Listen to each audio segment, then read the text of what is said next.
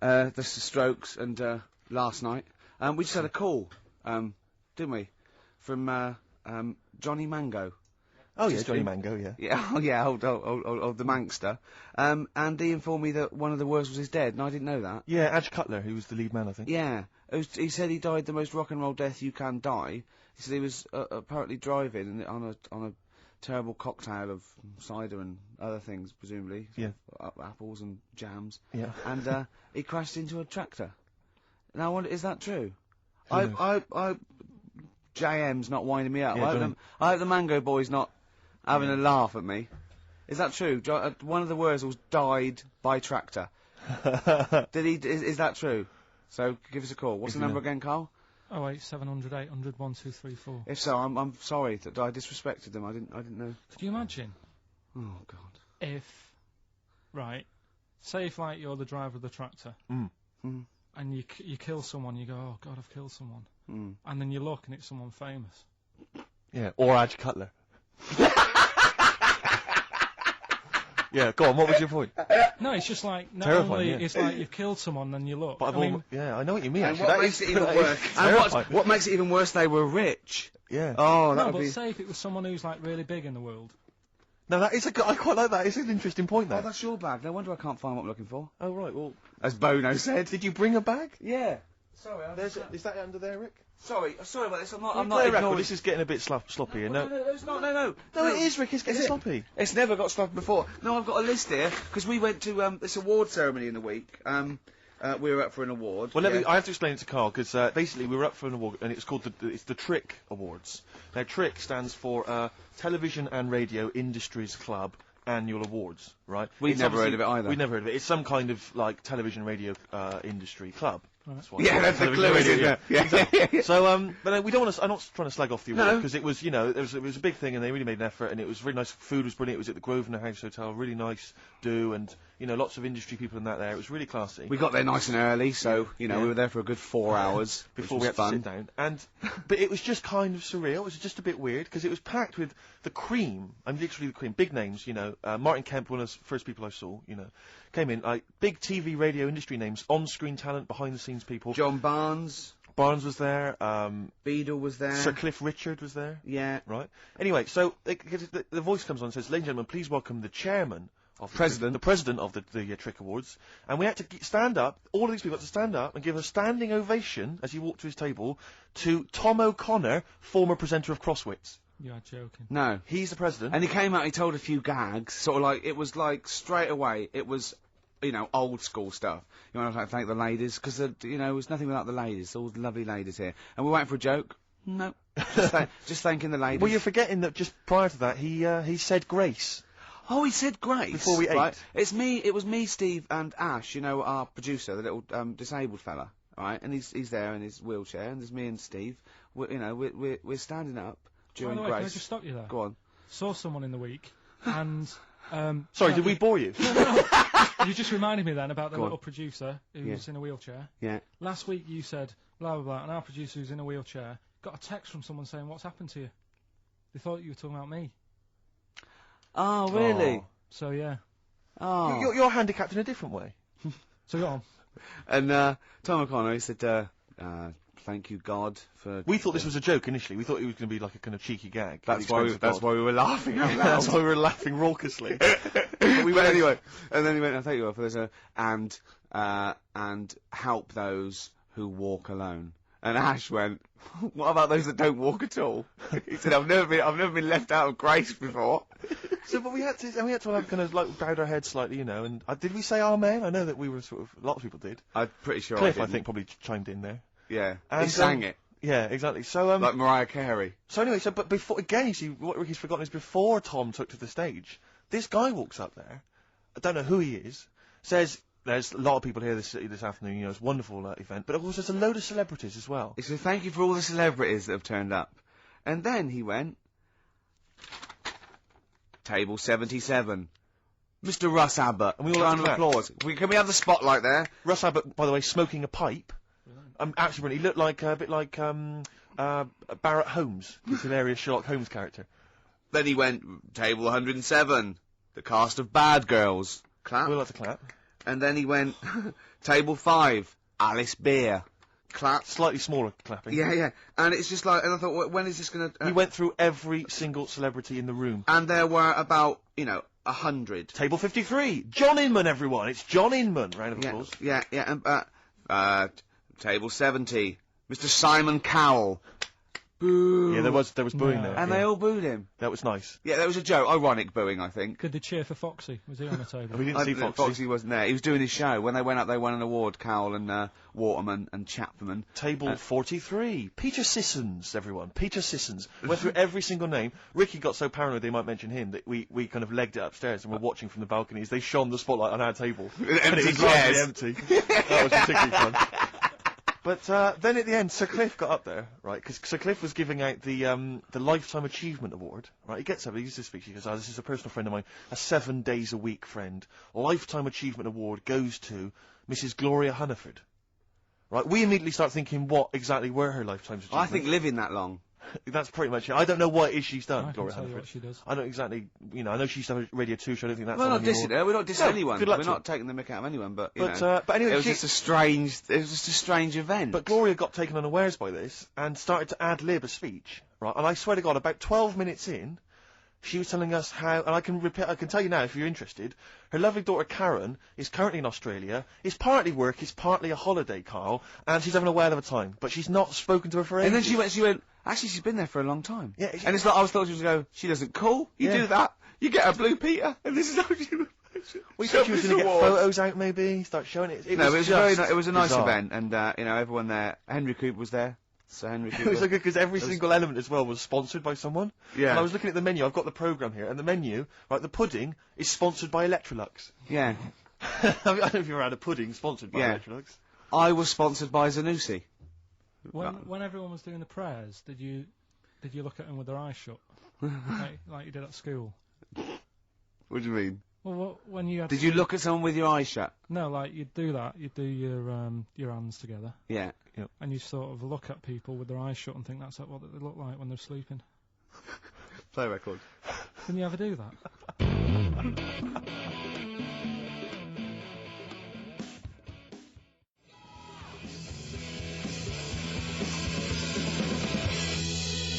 Table 60. Lisa Tarbuck. That's Corner Shop. Lessons learned from Rocky 1 to Rocky. I love that guitar. That's great. It's real glam rock. That's T-Rex and Bowie. I was going to play some from Ziggy Stardust today, but instead I brought in a different album. I want to play a bit of Bowie. Is that all right? Oh, of course, yeah, always. Yeah, bit of Beatles. Still to come up, by the way. We with the education of Karl. Last week he did Che Guevara. He did very well. Before that, the week before that, you learned all about Rasputin, didn't you? And this week you've been studying Hitler, haven't you? How does that go? How do you reckon that? It's a bit tough. Okay. I mean, I'll give you the full story later, Steve. Do you know much about him? No. So, they're all linked. All these stories I've been reading, they've all got a similar sort of thing going through them. They have a bit of a tough upbringing. Things aren't going well, and they seem to take it out on other people. Okay. Right, I'll tell you more later. Okay. Yeah, I don't think you can... I mean, I don't think Hitler and Che Guevara... It's the same thing. Che Guevara, when he was a kid, had, like, asthma, right? He wasn't an happy kid. Hitler, he only had one ball. Well, I was trying to find about that. Yeah, seriously, he phoned me up in the week. I said, how's it going? He went, I've just skimmed it. I was looking for the testicle thing. Now, I don't know if they left that out, or it's not true. Right. So he was trying to look up that Hitler has only got one ball. I think they only did it to wind him up. Because it's like, you might be taking over the world, but we're all saying you've only got one testicle. Sure. And it's So did you look in the index and it's sort of Hitler, Adolf, family life, early childhood, testicles? Testicles, absence of. Sort of skimmed through. Cause One of. Mother, brackets other. Yeah. Albert Hall. Yeah. The only thing I could find was at one point in like, when he was trying to run the place, there was a meeting going on, and somebody put a bag in the meeting room and it blew up. Yeah, and but I'm the wondering table whether it was under the protected him. table. Yeah, but... What, you're wondering if it blew a testicle? It was the testicle was under the table. No, the bag blew off the ball. No, the ball sack was probably hanging below the protective top, and so that's where he could have lost. But why would he have only just lost the one? Because the way he was sitting. Cross-legged or something. Sure. Okay. Well, I mean, again, last week we had a Che Guevara expert phoned up. Maybe they could, maybe there's a Hitler expert this time who could maybe phone up and confirm the testicle theory. Yeah. What's the number again, Carl?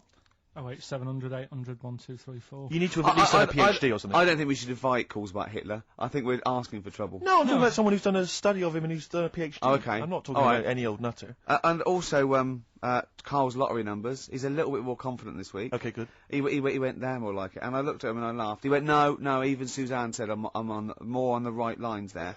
Is there anyone who has done a degree in maths or A-level maths that can bear?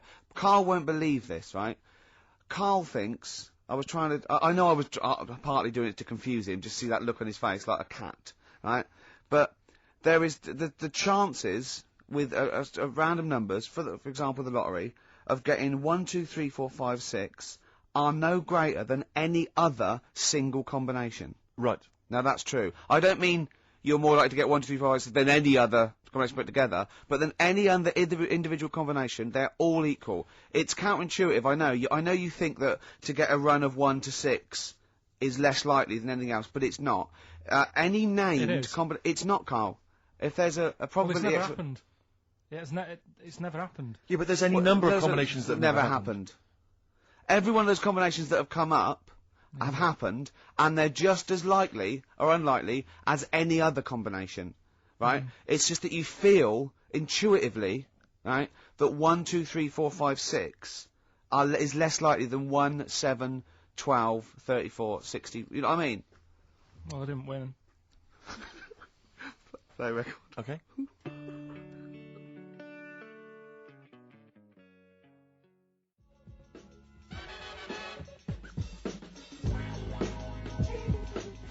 Wu-Tang Clan, Uzi, on XFM 104.9. Well, here we are, the day before St Patrick's Day. Oh, hooray! Brilliant. Guinness, etc. I hate people. I hate English people, I should say, who are obsessed with celebrating St Patrick's Day. You know, all crazy. It's like Chris Evans used to rave on about it. We're going to Dublin. We're going to get drunk. Wow. It's like it means nothing. I to think English XFM people, just doesn't did that, to be it? Well, honest. yeah, exactly. Just as bad. Careful. They are employers. You don't want to annoy them. What would we do without this? Well, that's true. Eh? Yeah, have an enjoyable Saturday. No, this is my favourite 2 hours. You like this, don't you? Well, I don't know. We can't do this through May and June. No, we'll be gone. We've got to record the second series of The Office. What are we going to do, Karl? What are you going to do on a Saturday? Host the show yourself? Doing it on my own. Yeah. You are not. Are you seriously thinking of it? Have they asked We've made you to do you it? everything you... Why would you not think about it? Because I've been there, done that. Next challenge, please. Oh dear. Do you know what St Patrick did? Why he was revered as a saint and everything? What was he famous for in Ireland? He rid Ireland of something. I don't know, but I bet he started off with something odd happening in his life. What, you think he had asthma or something as a kid?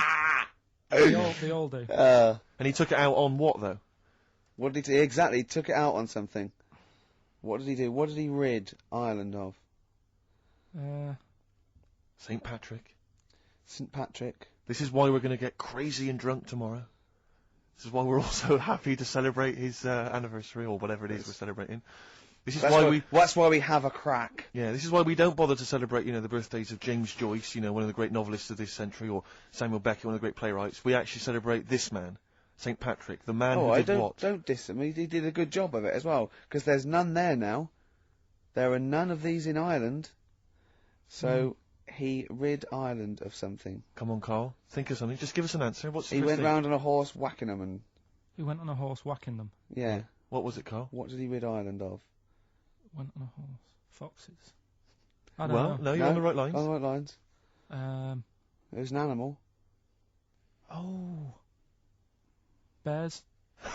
Yes, it was. Yes, it was. Dave. Wow! It was snakes.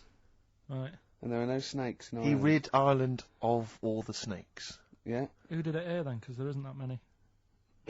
Well, I think he had a stab at it over here as well, but got tired and went back. Yeah. That's why there's just a few snakes here. Is Is it true that there are no snakes in Ireland?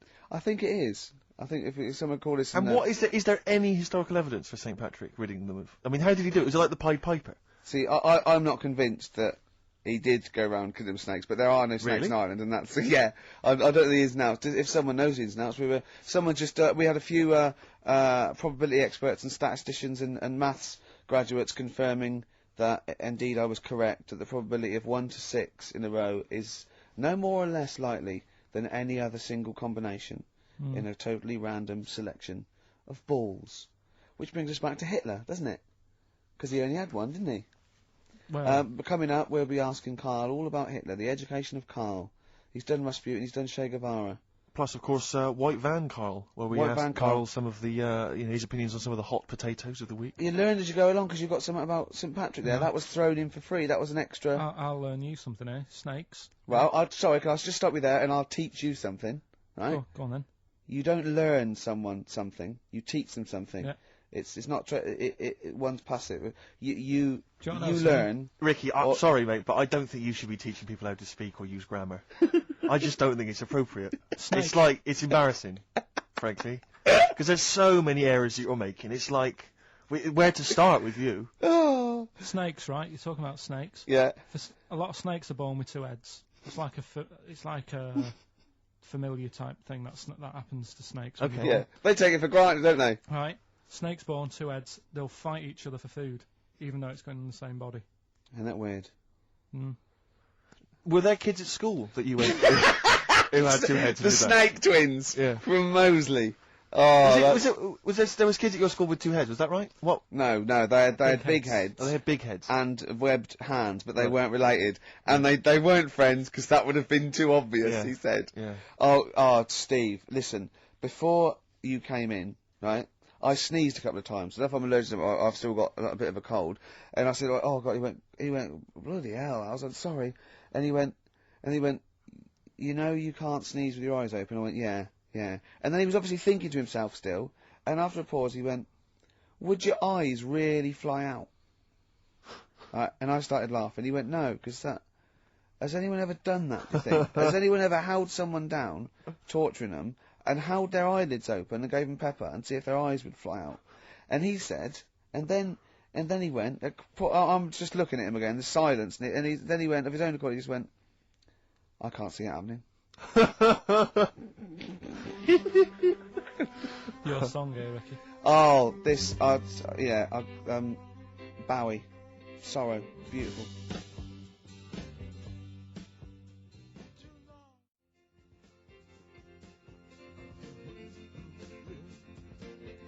Sorrow by David Bowie. I've got that on a compilation today, but I think it's originally off the Pin-Ups album, the one we did all the covers, because he didn't write that, did he? That was the one with him and Twiggy on the front cover, isn't it? Right. I haven't had that for ages. I haven't got that. So Sorry, you lost me. I don't know what you're talking about. Are you reading a book there? No, I was just reading the brochure there, the programme, if you will, for the Television and Radio Industries Club Awards that we went to. Incidentally, we lost. We didn't lost win to Linda Green. Yeah, we didn't win an award. For the best comedy. But you might be interested to know that Tom O'Connor is in constant demand for corporate functions both here and abroad, and his client list includes many multinational companies.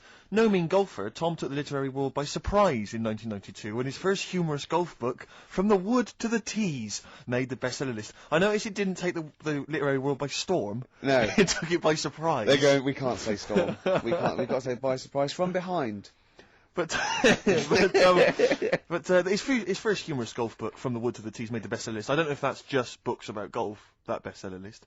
Subsequent successful books include One Flew Over the Clubhouse, Brilliant. Genius. Take a Funny Turn, Follow Me, I'm Right Behind You, and Eat Like a Horse, Drink Like a Fish. Does it mention Celebrity Squares? Didn't he do that? No. He did Crosswits. name that tune. Once, right, it's Crosswords. Do you remember Crosswords? It was from the 80s. It was like a crossword game show. It was often with Kate Copstick. But I saw one, right, it was on Challenge TV being repeated. And no, Andy Crane, remember Andy Crane? Yeah.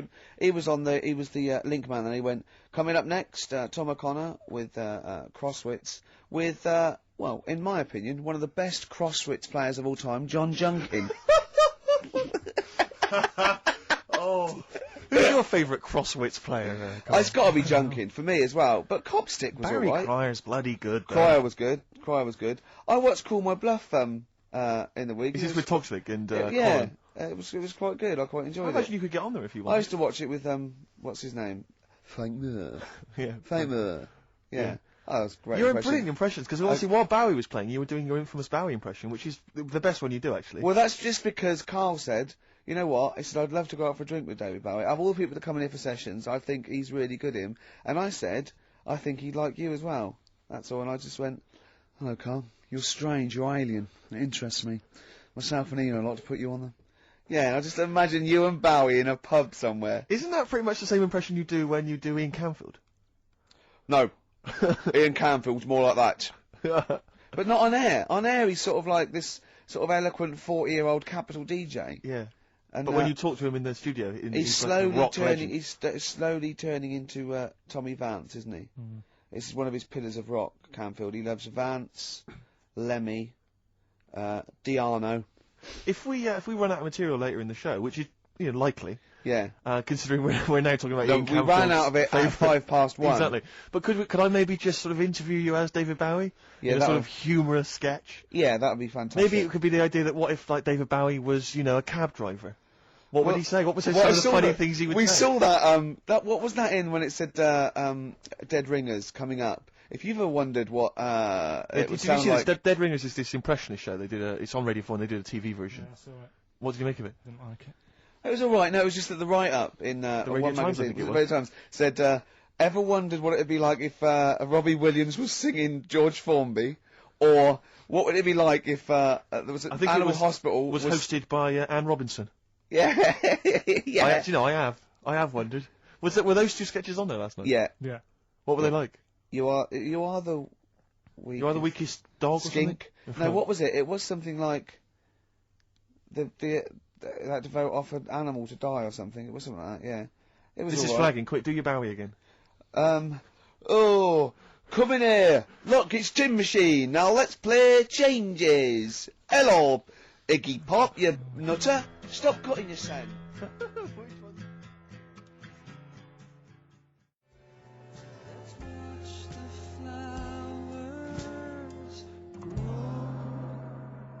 Travis, Flowers in the Window on XFM 104.9. 2 o'clock, halfway through. Oh, it's our favourite time, isn't it? My favourite time of the week where we come in here and play some records, have a chat. Ricky, a lot of people are wondering who you are. I'm Ricky Gervais, with me Steve Merchant. Hi. There's little Karl over there. Steve, it's time for... White Van Karl. We should definitely get some jingles. I think the show sort of lacks jingles, I think. Yeah. Noises. Yeah. Funny sound effects. Yeah. Well, that's Wow. Yeah. What's Go on. Mr. Nosy Neighbour interested in? Hello, what's going on here? Oh, we should definitely get some pre-recorded comedy noises, Karl, Yeah. for next yeah, well, week. that's my job, but unfortunately I'm busy reading about Hitler.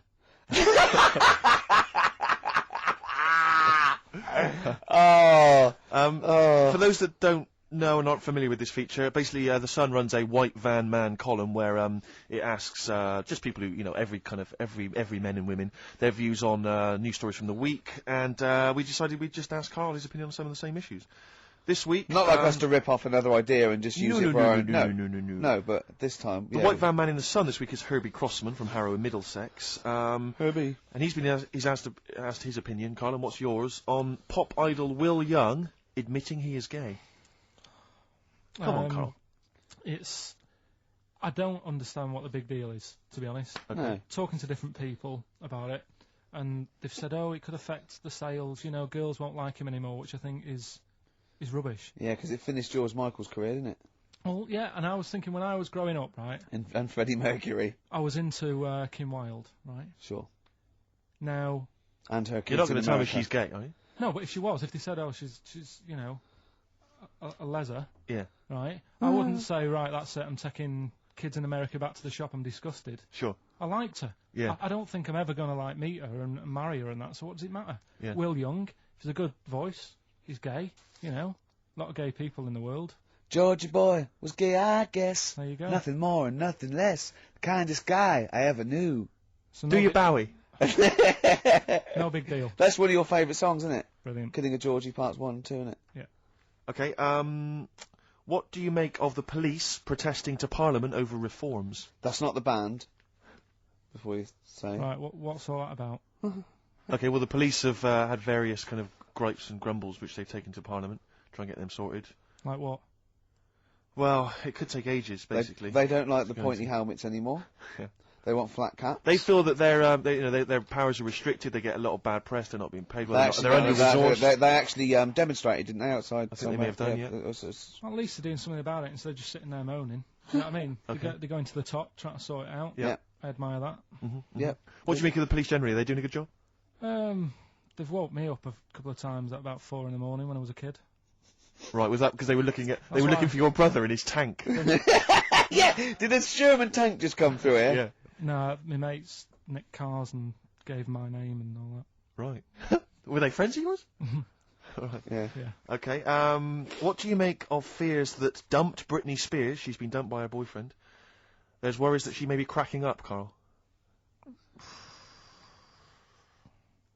You concerned? What are the signs?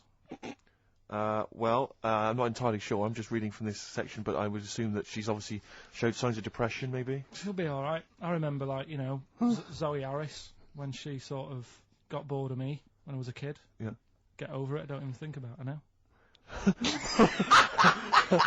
What? And how long did it take you? How long did it take you to get over Zoe? Zoe Harris. How long did it take To be honest, right, it was like one of my first girlfriends, and she was a pain. I remember I went out with her because she wouldn't stop hassling me, right?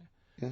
I remember. A good reason to fall in love with her. Oh, go on I then. never talked to her, and then the bit that really got me, I thought I half liked her, and then I remember, right, we're at a school party, sort of infant school. Infant school? Right. Are you sure it wasn't junior school? Well, it's on the cusp. Yeah. Right, when you're about to leave infants and go to the next one. Yeah. And she was crying because You were saying, I don't think we should move in together. She was crying. She was crying. Oh, was she? Had you She stolen must her have- milk? She must have been nearly 6. Why didn't she grow up? No, she was crying because somebody had stood on her dress and put a bit of an hole in it. And I said, oh, for God's sake. I can't stand it. Oh, So God. you, I just think him. so you gave her a slap. I just think of him, he's like 6, like with clogs and a flat cap, going slightly bald, going, for Christ's sake, woman, come on. Oh, Light my pipe. That finished it because all her mates were saying, come on, Karl, she's upset. And I was like, oh, whatever. So I saw her again. hold on, though. Wait a minute. What do you mean all the mates were saying, look, come on, Karl? They were 6, weren't they? Yeah, but they were saying, come on, she's crying. Help her out. And, It's like, and look, you she's- did nothing? She's not injured. Got a hole in her skirt. Yeah, but she was upset and you were her boyfriend. Well, So what did you do? Tell me the story. Where Well, were it you? didn't work out. Oh, You were at some kind of school do. There was a hole in her That's why dress. it didn't work out, he said. Do you treat your current girlfriend in the same way? This callous disregard for someone's His feelings? current girlfriend does not tread on her dress. Does she? Yeah. Oh, she didn't. So, tread, as far did as she? you're concerned, what was her name? Sarah? Zoe. Zoe Harris. You just felt like, well, you know, if she's going to make a whinge about, you know, a silly little hole, screw her. Yeah. You're all heart, Karl. What would you have done? I'd have gone over there and give her a lovely kiss. No, you wouldn't. Yes, we I would. We were playing Dead Arm. In the corner. Ask him another question. Okay, very final One more. thought then. What do you say to the fact that a judge has decided that we, the general public, have a right to know about stars' flings? Basically, this is an excuse. This is basically saying, should papers be allowed to print tittle-tattle about celebrities? Oh, this is. Providing it's proven true. Oh, this is something about, isn't it, a Division 1 football or something? It's definitely out of Premiership football, it's unfair. And it is true, but he's trying to keep privacy. And the judge said, well, it's not for us to censor the press over things that are true. Right. It's up to the general public to either boycott or not, you know, that publication. What do you think, Karl? What about all this, you know, exposing, going through the, you know, the bins of celebrities? It's not right, is it? But No. people are interested in it and buy the papers to read it. Do you know what I mean? I mean, like I said to you the other week, everyone has a go at Beckham for not being that bright. But at the end of the day, he's a good footballer. Doesn't really matter what goes on Yeah. off the pitch, does it? You know what I mean? Yeah. So But what if you were I a don't celebrity really- and they sort of splashed over the front page the fact that you just, you know, didn't care Left less my for Zoe girlfriend Harris because- Yeah. and her torn dress? Zoe Harris is still upset. Yeah, they dug her out, you know. The night Karl Pilkington reduced me to tears. Nah, I haven't done anything that bad. Sure. I won't be worried. Did you win the dead arm contest? No. I was thinking about that the other day. Do you think there's a chance I could get blood clots in later life? Did you play that a lot? Yeah, a hell of a lot. Did you ever do it, but like kind of headbutting? No, Okay, because that would have explained something. dead arms. Sure. Any more? No, that's it, Karl. And Thank you very it much was indeed. with people's blessing, was it? You had to give them a go. Yeah. And you played it with girls. No. All right. Oh, my mates. Right. So you were playing Dead Arms while she was off dancing and getting her hole ruined? Yeah. You romantic, you. That's great. And you haven't changed a bit, have you? You still do that to this day, don't you? At functions and events. Oh dear. Oh, well, dear. what track we got here? You've brought in a track. Yes, I history. just thought I'd dig out some old Elliott Smith. I've quite enjoyed his work, and this was a previous single, and the first track from his album Figure 8, Son of Sam.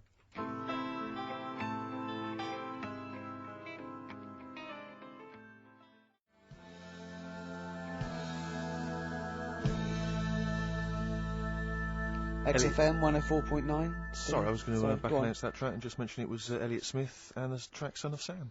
Well, I think I'd just better ask Karl a couple of quick questions about Hitler.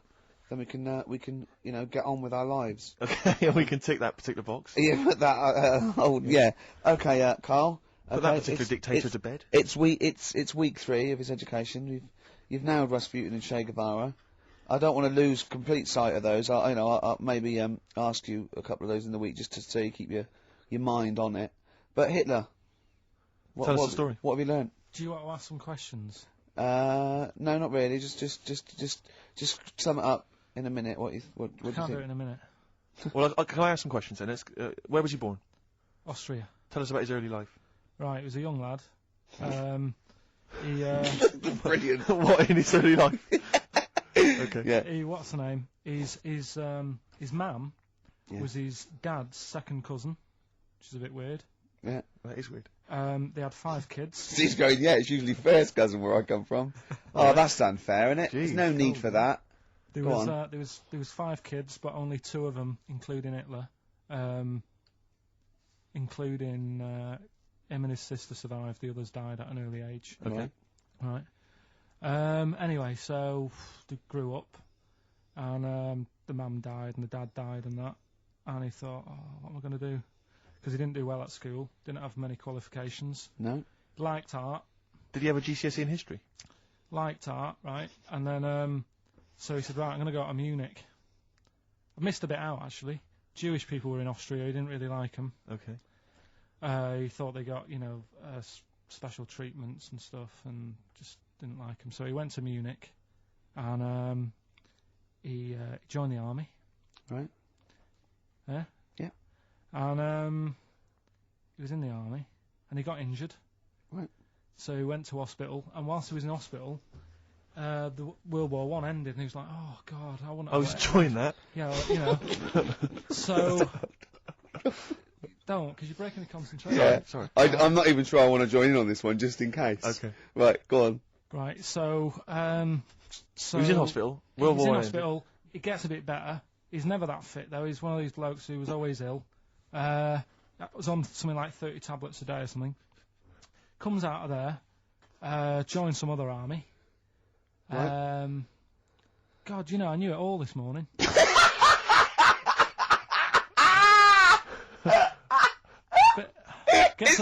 I can see it running to ground. I just see his face going, I'm not nailing the fact, am I? And joined another army, and he was starting. Listen, let's try and help you. So, Here's a good bit. I remember this bit. He thought that war to men, right, was like childbirth is to women. That's how important he thought it was. All right. Right. So it's like, you fight for 9 months, and at the end of it, you own something, right? Yeah. So he goes on and all that. He's in Berlin. Yeah. And he's fighting his way through, trying to take over countries and that. And he does he do Berlin? Does he? sorry, wait a minute. Is he Chancellor yet? What year is it? 35. Let's skip the kind of climb to power. Then he's now the dictator of Germany. Right, he's in charge, yeah. And this is when he gets his own back on the Jewish people and that, and he's got his own little armies, and he's setting fire to Jewish businesses and all this. And anyway, cut a long story short, Please do.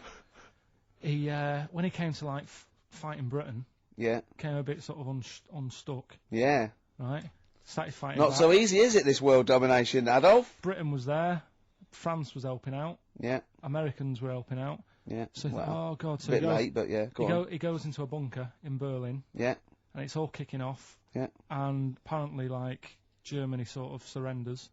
Yeah. Says it's all over, forget it, we can't beat you.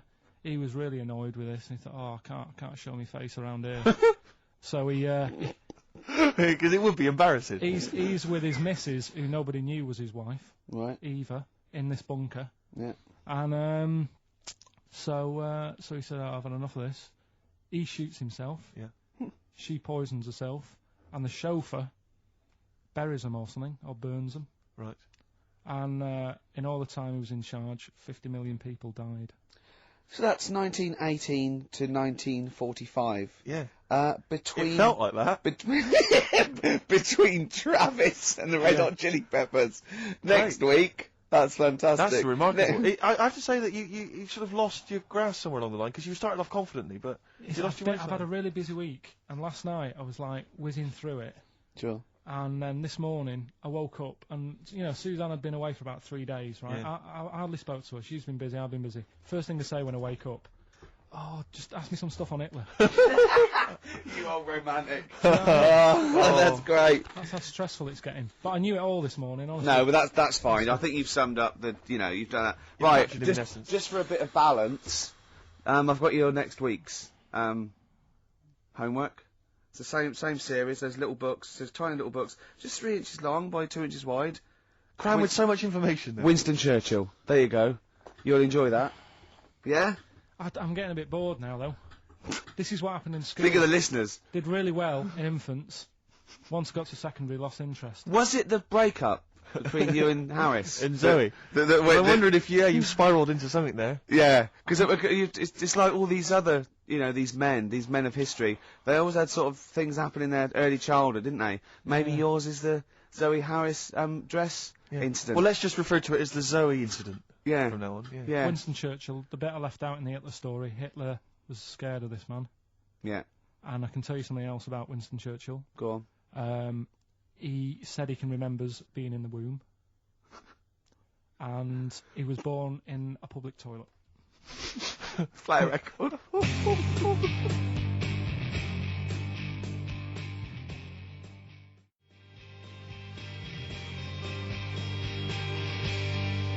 PJ Harvey, this is Love, XFM 104.9. I'm Ricky Gervais, with me Steve Merchant and Karl. Karl called me in the week, Steve. I know we sort of banned each other from speaking to him. What, you seem to have just disobeyed that rule I week? can't believe it. I just can't resist it. But he said, just saw a programme. He said, what's that big balloon that blew up? And the newsreader was going all mental. And I went, is that the Hindenburg? He went, yeah. Oh, I said it was a big Zeppelin. He went, yeah. He went, what happened? I said, it was helium, wasn't it? And I went, yeah. So it was just a huge Zeppelin full of helium. And what caused us? I don't know. It could be a spark or anything, but of course it just goes, because it's helium so flammable. And he went, now they didn't show this in the documentary, but did all their voices go funny? And I went, what? He went, well, no, even if you take a little bit of a little balloon of helium, your voice go funny. So if that was like millions of gallons of it, and it blew up in the air, and it was in the atmosphere, you'd be talking like Donald Duck. He went. So imagine that. God. But what I liked about it, I said, this wasn't in the documentary. No, it's an oversight. Maybe just time was against them. They didn't have time to explain. Just like that, but that book about Hitler didn't have his one ball incident. Yeah. Yeah. Oh. It's annoyed me, that. What? What has? The old Hitler book. Why? Just because I knew it all. Do you know what I mean? I was cycling in today. I was like, going through it all again. Yeah. Had it all in my head. But that's why you should know something as opposed to just cram and have a piece of trivia that's precariously sort of teetering on the edge. But what I don't understand, you know what I mean? It's were you not interested by it? That's what I mean. It's one of the most fascinating things. You know all about things you're interested in. You never forget them, do you? You know. Yeah, I was a bit interested in it, but like I say, I mean, I'm cramming all this into a normal week. Do you know what I mean? Yeah. You go on and, you watch telly and that in the week, you've got loads of leisurely time. I'm sort of using the only little bit of rest time I have to learn, as well as trying to do all my other stuff. Yeah. He texted me yesterday about Hitler. He went, stop making me read this heavy shit. He said, I've seen in the back of this book, there's one on Elvis. No, I mean, it is interesting, but not when you have to read it, do you know what I mean? Right. It's But more do you like think the you'd have other read time. it in your leisure time? To be honest? No, you wouldn't No, have, would you? I wouldn't. No, he's What not. do you do in your leisure time? I like, going out for food and that. Right. Foraging. What do you mean going out for food? going They out. come have a little hole and go, Go hunting. Yeah. This is Karl. He's hungry. He knows he has to get to the greasy spoon by 11. Wow. Many of Karl's close friends have never made it across this road. There was a zebra crossing installed just for the safety of Karl. Beep, beep, beep, beep, beep, beep, beep, beep, beep. Can I have a bacon butty and... Karl is enjoying his... Wow, but he has to get back. His girlfriend's asked for one as well. She's home with a PlayStation 2. Wow. Oh. All right, Rick. It was David Bowie impressions earlier. Now it's just a selection of crazy sound effects, like that guy in Police Academy. You said you wanted some. He hasn't got time to make them up. He's reading about Hitler. You heard him. Do a machine gun or a helicopter. We've got to do all our own sound effects. Oh. So do you want a week off? Do you not want to learn about Winston Churchill? Why don't you read it if you want to, and just if you get interested, then read on. I think Because that's what I did with school and it didn't work. No, you decided you didn't want to. Yeah. Yeah. Okay. So But hasn't that taught you something? can't we just do it like a TV series? It doesn't go on forever. We've done 3 weeks. Give it a rest now for like the summer. Yeah, because most series last for 3 weeks. Oh, you know. Yeah. Okay. What's your favourite subject in the world? What's your favourite thing in the world? I would have said what at school like. No, just in life. What are you interested in? I like little interesting bits like sentences. Atlantic Ocean. It's got 17 quadrillion gallons of water in it. Right. Well, that's interesting without having to read a book. And Why is that interesting though? What are you basing that on? When you think of 17 quadrillion, it's a lot, isn't it? What are you imagining? Just like a big wave. Imagine how much water. Yeah. Well, what's your subject then? I don't know. No, it's just that Wilson, what's your favourite subject? You gave me a fact that is so... Well, but that sort of thing, like I said to you before, you were talking about monkeys, and I said, do you know that if you give a monkey a childbirth tablet, it works on it the same way, because it's kitted out the same. Could I just say something? We weren't talking about monkeys. What were we talking about then? You know, we were talking about something completely different, and you went, if you give a monkey a childbirth pill, it works. That's what you said. No, we were talking about monkeys. We weren't, we were talking about sneezing. Yeah. Yeah, and you went, if you give a monkey childbirth pills, it works. That's... Well, yeah, we were talking about interesting things about sneezing, and I remembered an interesting fact about monkeys. So... Anyway, 2:30, brilliant. What did happen to that bloke who used to make the sound effects in Police Academy? I don't know. He was brilliant, wasn't he? Do you remember him? I don't remember Was him. he called Hightower? Yeah, he was good. Yeah? If anyone knows, give us a call. God.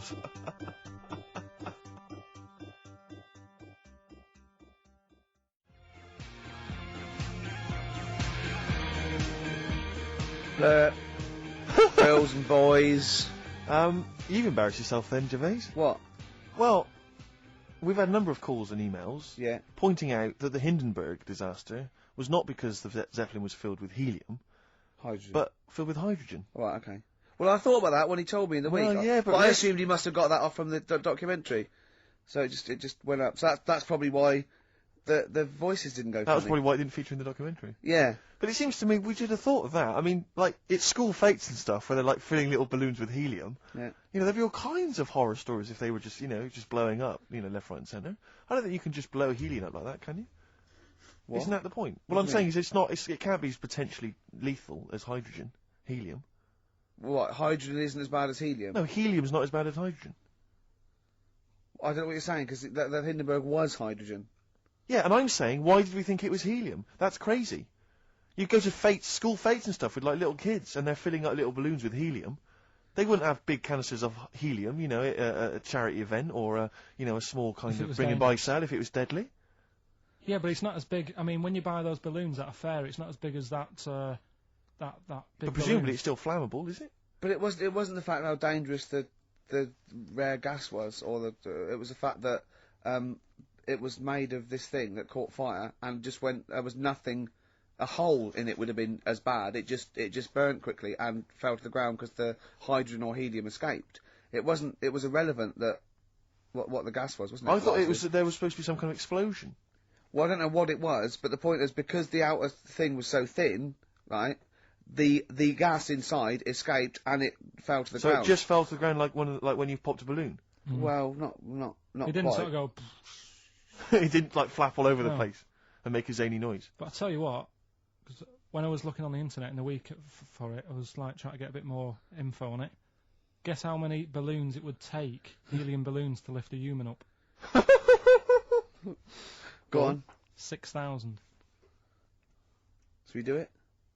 If you want. Brilliant. Next week, that's got to be a challenge. Is there a sort of balloon company or some sort of, party company that are willing to sponsor us to lift Karl into the air with helium balloons. 10 feet off the ground, where we're tether him down, right? Is there someone willing to pay for 6,000 balloons to try and lift We Karl could maybe up? get some kind of company to sponsor it. I'm thinking like Electrolux, if they're going to sponsor puddings. If they're going to sponsor puddings, and celebrities, Russ Abbott, they will sponsor Karl being lifted. Heat magazine, come on. They're big selling, very successful magazine there, and they know about Karl because they've mentioned him. Heat magazine, can we have a heat balloon? Yeah?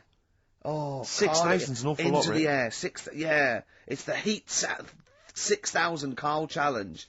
Lift Karl 10 feet into the air. Yeah. Come on. What about if it was Karl and Dr. Fox? We could get 2 different balloons. I think we need a lot more than It's 6,000. a lot more for Fox, isn't it? To mix, yeah.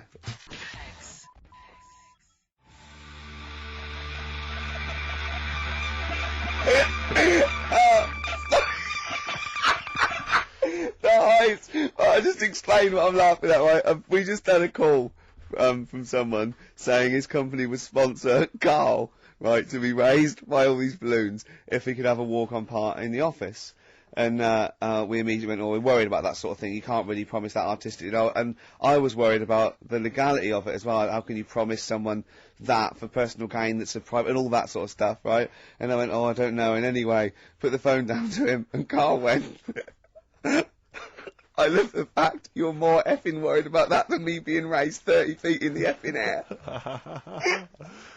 You started getting scared, did you? Are you worried about it? Well, You're quite excited about the idea of the challenge, though, aren't you? I like the idea, but I want, like...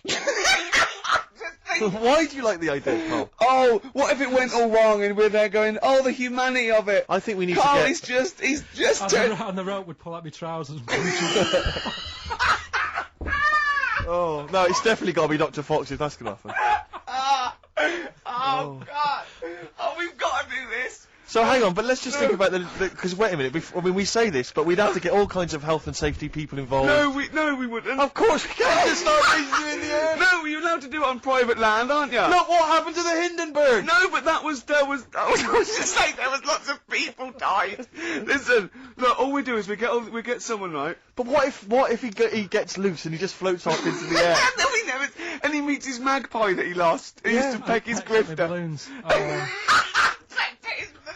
So I'm so excited about this. Listen, we've got to do this. No, but Please. shut up a minute. Let's just stop and think about it. It's Right. 60,000 balloons. Look, no, Was it's it not. It's 6,000? 6,000. But 6,000 balloons, that's a lot of balloons. No, it's not. No, it's don't not. be silly. For 6,000 sponsorship, people pay for... no, listen, it's worth it. There must be a company out there that'll pay for this, just so we can film Hang it. on, is there not an easier way of just getting one big balloon? Then the challenge is there's no challenge there. No, it's got to be. it's It's not got to funny. have people coming up and hooking balloons. It'd be like Buckaroo, and the person who puts the balloon that actually raises him 10 feet wins a prize or something.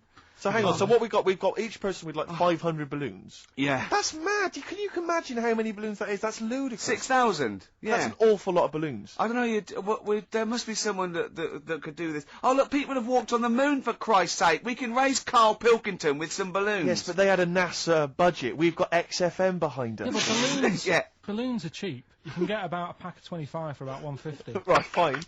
No. True. Yeah, the helium though, Karl. You can't just like attach yourself to a pack of balloons. No, but What, you think we blow them all up? with helium, Right. Oh. off you go. But then we can do something with the balloons, can't we? Like release them afterwards. Oh, we'll release them back into the wild. Brilliant, as a sign of peace.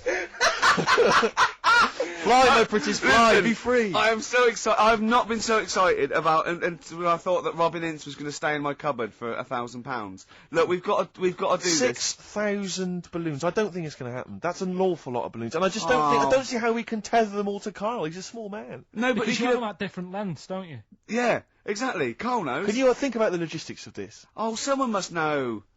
There must be a company. There's a bloke willing to do it. I know he doesn't know the technology of it. He's willing to sort of stand by. And What sort of a company just has access to helium like that? No, we can do this. Come on, And London, someone's done Londoners. It was on the internet already, so someone obviously has done it. Yeah. So they didn't say, "Oh, we can't get hold of the balloons." No, they probably worked it out, didn't they?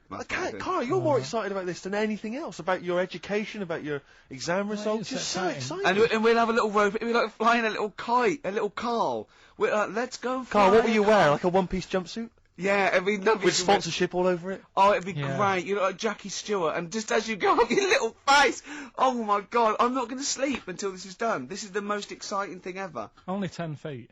10 feet, yeah. And we need some kind of rope to sort of tether you to the ground. We don't want you sort of flying off. This is going to be great. And he'd have a little crash helmet and everything, and little deedy boppers on the crash helmet, like he's a little flying ant. Definitely. We give him a little. Oh my God, can we give you an outfit like little wings and everything? Can we paint your face with like children's paint? I'm not doing all that. Why? Oh, because that would be silly. Oh, please, Karl, do this. Do it. We'll do it for charity. We'll do it for charity, yeah? Right. Yeah? Oh, this is We'll do it for children in need. Please, just phone in if you can help us. Lift Karl up 30 feet. Let's say 30 feet. I think it has to be a decent... Yeah, it has to be a decent height. height. Is there a world record? Because we want to break that if we're going to we want to break that. What is the world record for raising a man by balloons? Yeah. Okay, so listen, let's just finalise details here. We've got... I'm so excited. Email address, ricky.gervais@xfm.co.uk. ricky.gervais@xfm.co.uk. What's the number? The number, Karl? 08700 800 1234. Lift Give it again. Lift Karl. 08700 800 1234. Sponsored by Heat magazine And or something. maybe even if you've just got an idea about how we might be able to organise it, how we might be able to get it done, if you've got contacts, anything, just get in touch, give us some information. Oh, that'd be great. I'm gonna play a Beatles track for the lovers. Oh man, it's off the Help album, and it's You've Got to Hide Your Love Away. Oh, just think of his little face as he goes. Could you tell it us? Well, XFM, we're nearly the end of the show. I'm Ricky Gervais with me, Steve Merchant. We've enjoyed your company. Karl, we're going to try and get Karl in the air. Anyone that can help us, take him up with helium balloons. Our friend Johnny Mango called again, and apparently the record's 11,000 feet. Karl is getting a little bit nervous. Yeah, the world record is 11,631 feet raised by hot air balloons. Yeah. How tall's Canary Wharf? It's 11,631 feet. Exactly. I don't know, Karl. Is it, how much higher? It's a long way. More. I'm not doing that. Because I'm like 6 foot something. Yeah, think of that. Just look at Steve. Alright. Yeah. But you can change your record. You could say, well, the sort of balloons are the one with Mickey Mouse on it or something. Yeah, could I just say something? That man did 11,000 feet, but he wasn't naked. Alright? Come on, Karl. Your 30 feet will be the world record for naked ballooning. Yeah? Mm. Think about it. Alright, it's for charity. Well, thank you for listening, everyone. We are going to raise Karl. And after Karl said, and just to think, my teacher said I'd never be a high flyer. So this is your chance, Karl, to shine, to fly. Steve. It'll be brilliant. This is a final song for the ladies. Belle and Sebastian, we've not heard them for a while. This is from, it's actually a B-side or a triple side or whatever you call it. Track 3 on a single called Jonathan David. This is the beautiful The Loneliness of the Middle Distance Runner. Goodbye.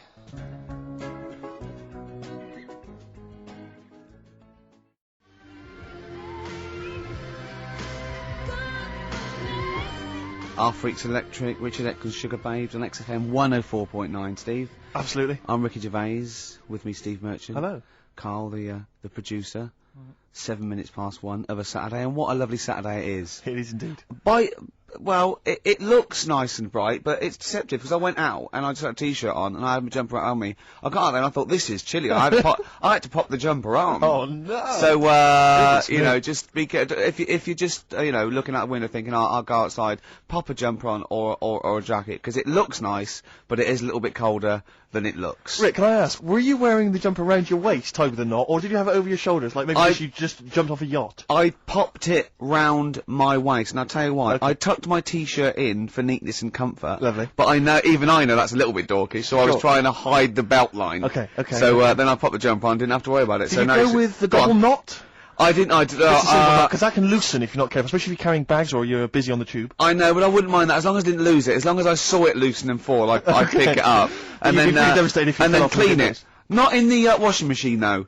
I'd pop it in a cold wash soak, right, Okay. and then leave it out on a few towels or something, or pop it over the radiator. So what's the problem with putting it in a hot wash? Well, it can cause shrinkage. Oh no. So, coming up, we've got loads of tunes. We're going to be playing some of the best bands around, some new ones, some old ones. Might even play some Adamant. We don't know yet. Let's have Badly Drawn Boy though, shall we, Karl? Current single.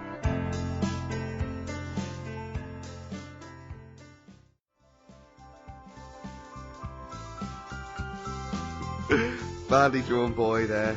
Silent Sigh. Is that the one with the duck? That video? Yes. Very good video. Apparently he stopped wearing his hat around because he keeps getting recognised. And he's going to not wear his hat when he doesn't want to get recognised. Okay. Maybe pop it in the wash.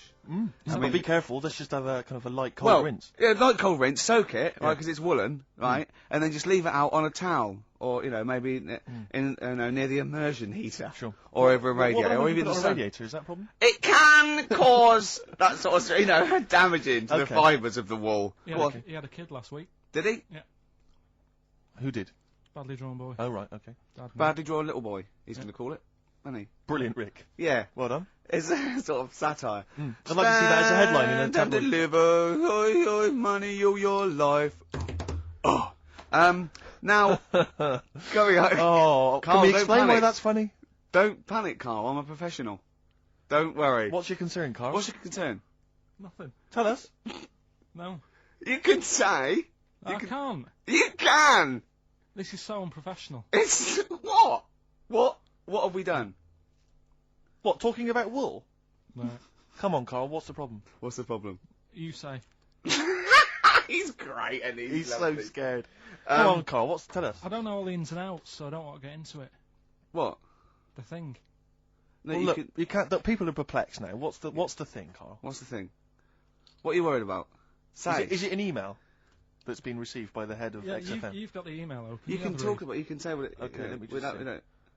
I don't understand it. Please know that under a ruling at the Old Bailey, any reference to Adamant's state of mental illness in any news report will constitute a breach of the ruling and therefore lead to serious action from his lawyers. That's right, and that's true. That's subject we can't talk about that.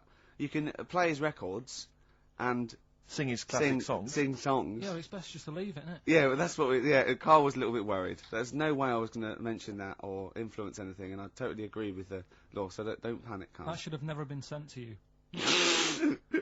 Why? Because it's like, accidents happen. Go on then. When things like that happen, right? You've been told not to mention it. Yeah. And you're like a little kid. Yeah. And once things are in your head, Yeah. it's difficult not to mention it. I mean, when I was a kid, Yeah. Go on. right? Yeah. My mum's sister Hazel Right. was seeing another bloke. It's weird because she's a lesbian now. That's really weird. That must have been an interesting Christmas. But anyway, she was seeing this bloke, and he looked like Ken Dodd, apparently. He looked like Ken Dodd. Looked like Ken Dodd. So people said, don't mention it because it gets on his nerves when you like meet him and you go, oh god, you look like Ken Dodd. So I said, all right, his name is Will or whatever. And I was introduced to him. First thing I said, nice to meet you, Ken.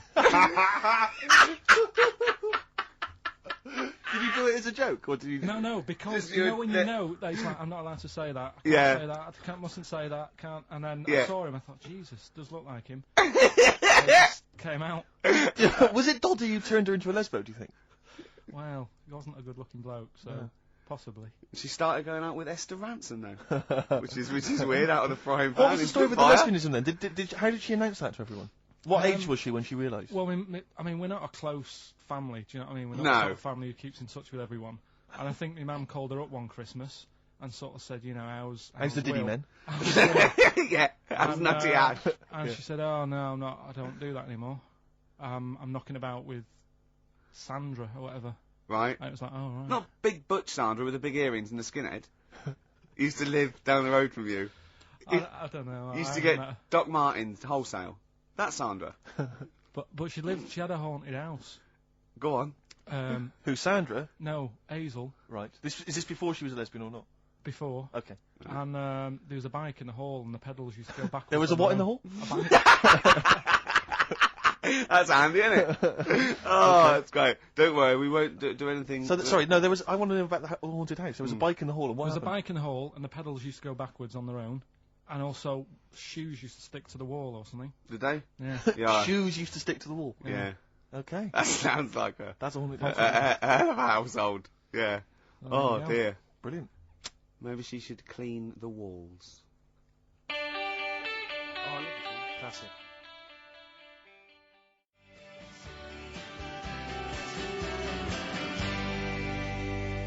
Lars, and there she goes. What a great start to a show.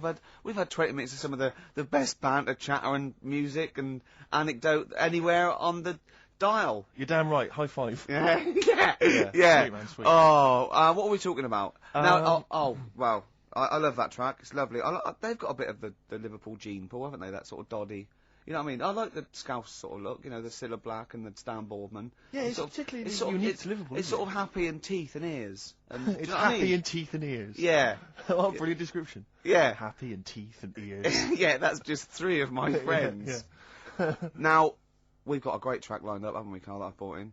So I'm going to go off. Now, I'm not ashamed. As you know, me and Steve aren't worried about being part of a trend or you know, being trendy or jumping on about it. Steve particularly doesn't worry about, like, looking good or, Well, you know. No, I'm saying. no, As a compliment, he doesn't worry about walking along like that or, you know. Well, this acting is, like a- I'm looking good. No. Good But I'm looking saying guy. you don't mind the insults freak boy or goggle eye or... It's water off a duck's back, Do mate. you know what I mean? Or a new phrase that's been coined because of Steve's face, water off a frog's back. Who's saying that? Just a lot of your, What? a lot of friends and that. But I What, mean, my friends. yeah, a lot of the people. Can you name names or? I can't You really. made promises. You can't. I can't want to really. pass anyone up. I think it's the Kagul. Looks good. It does look It's good. waterproof, Rick, and it's also stylish. I wear nothing underneath, so it's tight to the skin. It gets sticky Oh, in is bad that, weather. Yeah. is that why you sort of It's rustle? sexy.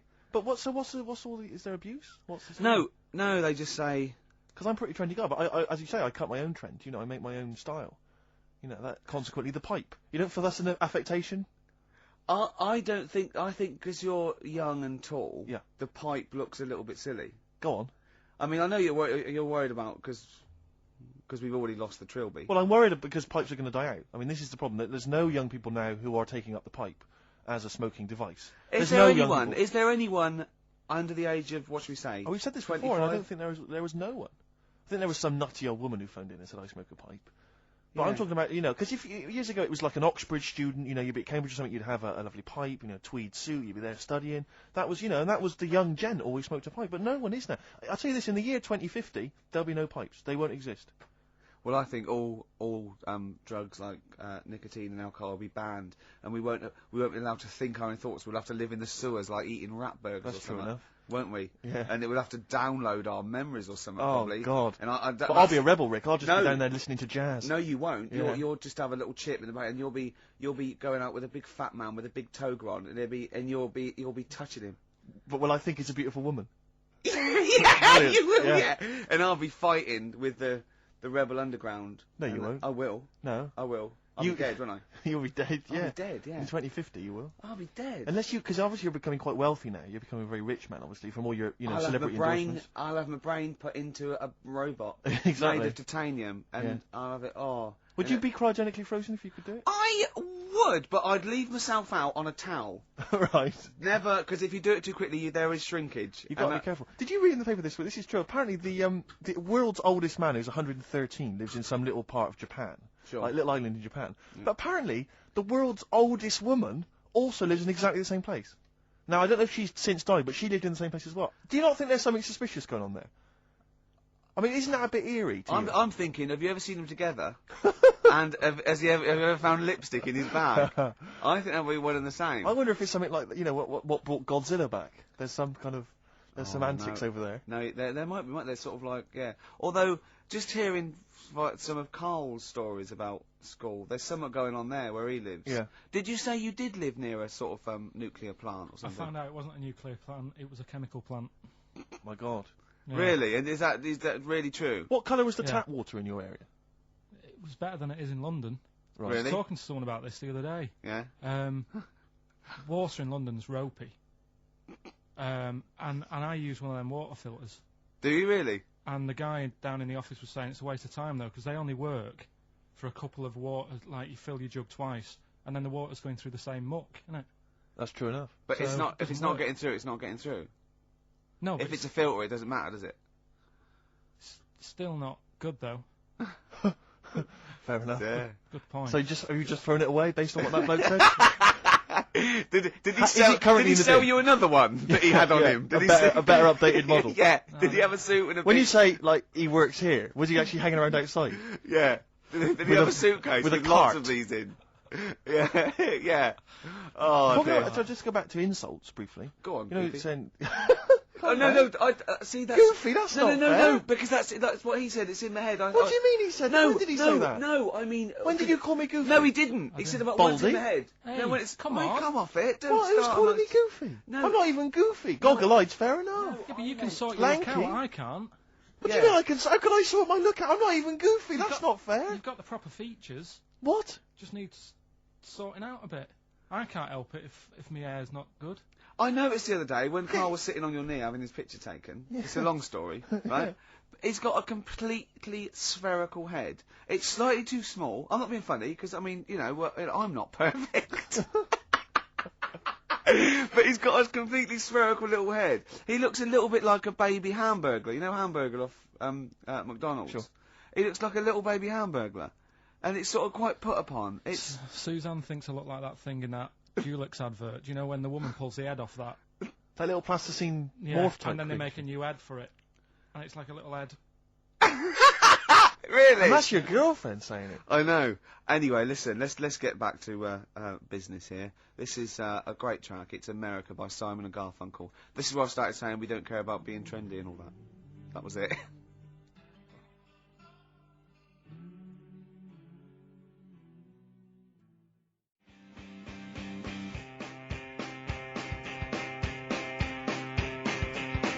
Strokes last night, XFM 104.9. We're flying now. 35 minutes into it. No real hiccups. I don't think that. Right, so far. It's just going really well. My name's Ricky Gervais. With me, Steve, Hello there. Karl. All right, coming up soon. White Van Man, White Van Karl. We ask Karl the questions that the Sun asked someone else. Exactly. This is a good feature. It's a great feature. I'll be testing Karl on the new re-education of Karl. As you know, he got a GCSE. It's the And last one, isn't it? in history. It was the last heavy sort of one, yeah. No. It's Winston Churchill. Well, yeah, because we're going on to more sort of metaphorical and metaphysical sort of pursuits, aren't we? Not that book. Yeah, that's the I Aesop's can't read Fables. that in a week. You don't have to read Oh, it. right, Just that's choose right. out. Just choose the ones about the foxes eating penguins. You'll like that. Steve, over to you. Thanks very much. I wonder if I don't think we've made much progress yet on sending Karl into sort of into the air with the. No, balloon. this has gone a bit ballistic, I've gone off actually. the idea. Oh no, shut No, up. don't. You haven't gone off yet. We've inflamed the imagination of the capital. There's people offering left, right, and centre, and I think it's a good idea. But I think we should you know, make a day of it. I think we should send you up in some balloons, right? Maybe you know. Well, hang on. I could Before we compare a carry on, show. let's explain what happened because people might not have listened last week. I don't believe that. There are one or two, Rick. I don't believe that. People who were Name ill, or them. maybe out of the country. Okay. Yeah. So last week we discovered was it that 623? Is it 6,000? No, I read that 6,000 balloons filled with helium can lift a bloke off the floor. I think that's too many. I think we could do it for less. Certainly. Well, with anyway, you. listen, there are various organisations which actually exist already that can provide this kind of entertainment, this kind of fun. I mean, I didn't realise there was a whole kind of market for this already, but apparently there Nor is. did I know. Incredible. Anyway, so we're going to try and track one of them down. We're going to see if they can organise it so that you, Karl, can float into the air. We need to get you. Is it at least 11 feet up? Yeah, if it's And just I think certainly higher. I mean, I can't remember what the record is, but it's quite a long way. 11,000. 11,000 feet. Yeah, but I think they're all official. I want to do it with like those little balloons you get for a quid at the zoo. Or I don't something. think that can be right, health and safety wise. I don't think that can be healthy. I think if we get him to sign something, which I will, Okay. I think we'll cover It'll be fine. ourselves. But yeah, certainly we're thinking of maybe making it a bit like, is it Tea in the Park? The, Yeah. Capital FM. Yeah, event, the you know. big We event. could get sort of Steps, at least H from Steps can come down and Yeah. host the event. I mean, I don't mind comparing it. Steve's gonna do. Steve's learning to sort of like scratch and mix and beat match, and I mean, you're getting pretty. I'm making a lot of progress, yeah. You are going to be a turntablist. Yeah. Steve never learnt an instrument, which he regrets. You know, and you know, he's a modern lad, and he's using turntables as his instrument. I just got 2 turntables and a microphone, and so far, I mean, seriously, I'm cutting it up big style. No, don't laugh, because it is mental, the sort of kind of stuff I'm coming out with. And I'm scratching, I've got the beats, matching. Can you imagine that? Shut up! It's that. No, if look at the Chemical Brothers, for goodness sake. If you're talking about freaks, look at those weirdos. Man alive! At least you cut your hair at Gavin. You know that whatever it's called. Because they used to kind of at least faintly appear in their videos. The next one is just some shots of like what you see from outside a train. To them, that is more glamorous and exciting, apparently, than seeing the lads themselves in the video. Who do you think's cooler to look at, Steve or the Chemical Brothers? Steve. Definitely, yes. You're absolutely right, Carl, and that's the first sensible thing you've said for a long time. If I was to work with Steve on some music, yeah. If I had the choice, I think Steve would look better on an album cover. Really? Yeah. What would you do? Would you change him at all? What would you do with his image? I'd put him in the distance, so I can't believe this is... just so you don't look as tall, that's doing you a favour. I was on the... This is true, I was on the tube, right, coming in to meet Gervais the other day, and I was wearing a suit, and my mobile phone slipped out my pocket, and landed on the seat, and I didn't realise this, and as I was going to get off, some bloke who was sat there, an old guy, he picked up the phone, he went, "Oi, lanky, you dropped my mobile phone." And I was like, well, I thank you, pointing out I dropped my phone, but you have to do the lanky? But you knew what he meant, I turned around it away. You knew what he meant, yeah, Steve. but I was the only person up. It was a fairly train. Was there any other lanky people there? No. But my point was, there was no one else at all. It was about to train. Okay, so he didn't need lanky. He could have got excuse me, sir, or oi, you, anything but oi, lanky. No. Is that thing that's what I'm talking about? You say the thing that you don't want to say, like me with Nintendo Will. I think he wanted this. Oh, well. I think he took pleasure in it. I think he went, that bloke's lanky. I should say that. Yeah, I should. Oi, lanky. Got your phone. Yeah. Do you want your phone back or not? Well, this balloon thing, anyway, it's got a bit out of hand. Why is that funny? I want to sort of tie the back out, so as you go up there, you sort of tip forward slightly. So you're going up slightly up down. You could paint something on your head. Oh, that'd be great. Yeah, we'll do that, lanky. That'd be great. No, I mean, last week it was just the fun about going like lifting my feet off the ground. No. And that's a big difference to what it's got now. No, okay, I'll tell you what, we'll do 100 feet in the air, and I'll hold on to the rope. But we'll do it in the arena. It'll be for charity, Carl. It'll be for charity. No, we'll have lots of underprivileged kids coming along to see it, It's got out of hand. It's like, I like karaoke, but I wouldn't want to go on Stars in Their Eyes. Sure. And it's got out of hand. That's how it's it's grown too big. I don't. Who would you do if you were on Stars in Their Eyes? I'd do that. Moby. That Jack the Knife song. I love Jack the Knife. Old Mac Heathy. That one, yeah. Is Mac the Knife? That's what I do. But which he'd do a hip hop version. But which of the many singers would you impersonate? You can't. It's not the song, is it? It's the singer. You could do Jimmy Somerville, I think, quite well. Yeah, Somerville you'd be good at. Moby. Did Morph bring out a single? I don't think Morph did. Didn't he? No, I'm not sure. Didn't he have a theme tune? Did Morph? Phone in if you think Morph. Morph didn't speak, Rick. Let him sing. Morph hardly had any features. True. Right. There you are.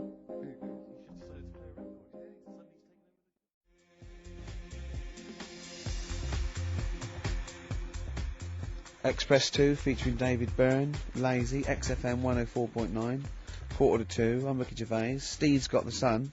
Yes, I'm just We're just going to be doing White Van Karl, where we ask Karl the questions the Sun asked some other bloke. That's right. Because we think Karl's got more to say than anyone on anything. Karl only tells the truth, by the way. Just remember that, listeners. Off you go. Yes, well, today's White Van Man in the Sun is John Slade. He owns his own door maintenance company. His answers are very informative, I have to say. But, Karl, what do you make of the Channel 4 producer, aged 30, who duped a school into believing he was a teenager for a documentary? Are you familiar with this story? No, go on. Well, basically, a 30-year-old guy kind of fooled the school into thinking he was a pupil for a secret documentary. The school's outraged. Do you think that that's, for you, should anything go when it comes to making TV? I think I've said to you before, there's loads of kids at my school. I remember being in the first year, and kids who, what year do schools go up to? I was in the first year. What is it? 11. 5? Oh, sorry, first year of infants and juniors. No, secondary school. 11. Right, year 11. kids No. have beards and No, stuff. not year 11. They're 11 when they first go to secondary No, school. right. Well, I'm 11. The kids at the older Well, end. there's a Well, it fifth depends. form, and then you there's can a leave sixth when form, you isn't can there? leave when you're 16, I think, can't you now? Right. Well, kids who were 16 Yeah. looked old. They did have beards. I remember going there and thinking some of them were teachers. I think he's answered that. Next one. What's the next one? Tattoos and everything. I think they had Uh, kids in the earlier years even. what do you make of the fact that Mariah Carey's £38 million payoff has cost EMI staff their jobs, and we're talking 1,800 EMI staff who have lost their jobs? What do you think of that? Yeah, I mean, is that silly money, Mariah Carey, on 38 million? she doesn't need that much. She doesn't need that much. She But- has to dress nice, though. It's not her fault. I'd say it's bad business. Okay. Because EMI, did you say? Yes. Right. They've got rid of them staff. Yeah. Mariah Carey's left. Who's going to do the work? Do you think Mariah should come back and do some temping? Well, they should have got a loan and paid her. Okay. Do you know what I mean? Vicious circle, that. Right. Have you done a business degree, or anything, have you? Commerce. You did commerce. Yeah. Where did you do that? What did you do with At that? school, I'd learned how to fill out a cheque, pay a bill, and I think I had a trip round Kellogg's. Did you get an O level or a GCSE? We know he You didn't. know. But was there a commerce exam, or was it just a division of Can't maths? remember. What did you fill out a Was it check? a subset of It was maths? an option. It was like, if you want to do it, you can. What do was it? Fill out a check. Fill pay out a bill, check, pay a bill. have a visit And round nip round Kellogg's. Kellogg's, and I saw my sister's boyfriend there at the time. He sorted me out with some variety packs. Really? What was in them? You know, Rice Krispies and Good stuff. Cocoa Pops? Space Dust or whatever it is. Space Nuts. So, sorry, that wasn't Ken Dodd, though. No. That was someone else. That was an aunt. That was it, yeah. Yeah. That wasn't Special K. Oh, dear. What about this then? Home Secretary David Blunkett admits that muggers rule some streets. Weird this, because when I was out with you, I don't believe it's going to be weird, whatever you say, no, Carl. Go on. when we were in that pub that night and we got talking about muggers and that, the tip is what I tend to do, because I nearly got mugged once. Act You mental. what? You nearly got mugged once. I nearly got mugged, Yeah. but I tried this technique of acting a bit mental. Right, and how did you act mental? Well, this guy wanted me trainers, and I was in Piccadilly Gardens in Manchester. It was quite late one night, and he come up. He said, "I want them trainers." I said, "You want them?" I said, "I worked hard for these." I said, "How dare you come to me asking?" And I got a bit livid, and he looked at me like, "Oh my God, he's got a right one here," and he left me. Were you acting mental, or were you just mental? No, I put it on a bit. Were you not petrified, though? Well, you don't think about it, do you, when you're sort of in the eyes of danger? Well, not you. Clearly, you're a brave man. So what did you say? I just went a bit mad. I just kind of, because he said he wanted the trainers and they were dear ones at the time, and I just said, "No, you're not having these." I said, "I've crafted you." I said, "I wanted these trainers." Yeah. And went on to tell him how I work at printers and I don't enjoy it, and I put in all these hours and that, and I have to cycle home for about 5 miles, and Did he give you his trainers? Yeah. Did he have a knife or I just anything? left. No, it didn't get that. Didn't get that violent. Well, that's very brave of you, Carl. Yeah, it's That's good. good advice, though. Just act mental. See, what's actually tried it the other night. Oh, Liza Minnelli? Yeah. Well, she says, I've worked hard for these diamonds. Yeah. It's not easy being the daughter of Judy Garland. You don't know what it's like. Finally, apparently there was a crook that got a security job at Heathrow. Right, he was a crook and he got a job at Heathrow. Crook. As robbers steal another £2 million. Apparently security down there is lax. Yeah. Is that a concern for you? Is this another Yeah. 2 million? Yeah. Why is all this money at the airport? It's those sandwich shops. You know how they're really expensive, the sandwiches when you're in a plane. They're like £2.50 for tuna, which is ludicrous. Yeah. That's basically the reason. What do you mean, why is all this money at airports? What is it doing there? Why? Have a go. No, have a go answering this yourself. Why is anything at an airport? It's going somewhere. Or coming in from somewhere? Yeah, but money you can sort it out through the bank, like phone banks and that. Have you done commerce? You know a lot about paying bills and writing out checks. Yeah. Tell us about Kellogg's. What was it like? What was in the factory? Was it just like squashing bits of corn? And Pretty boring, really. Just loads of conveyor belts, Yeah. boxes of cornflakes everywhere. Just what you imagine. Yeah. I So don't is know it what more, we're meant to this is learn where from you it. might be working? This is where you're likely to work. if you Possibly. leave There was school. 2 trips. There was that and a trip to Manchester Evening News. Okay. And I left that early because I had a job in Cordon Bleu. Kellogg's. Cordon Bleu, what's that? It's like a supermarket. Yeah? And I had to leave the trip early, and the teacher went mad saying they thought I'd got lost on the, in the building and stuff. What, you and it didn't caused tell a light anyone? uproar. No, because it was like day 2 of working in this supermarket, and I couldn't be late. I thought by the time I explain where I've got to go and everything, I'll be even later. Sure. So I just left, and then apparently they were searching the building and everything for me. How And I old might have were been you? Stuck in a printer. Don't know. Stuck in a printer! I don't know. What was the printer's name? You worked at a supermarket called Cordon Bleu. Yeah, Cordon Bleu! Brilliant. That's great, isn't it? it's rubbish.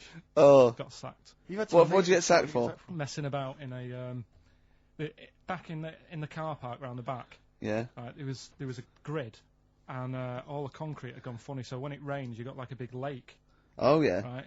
And I got in. Do you know those big metal trolleys you get to like put all the food in while? Oh, yeah. And Yeah. I got in one of them and pushed myself out into this lake. Of cement.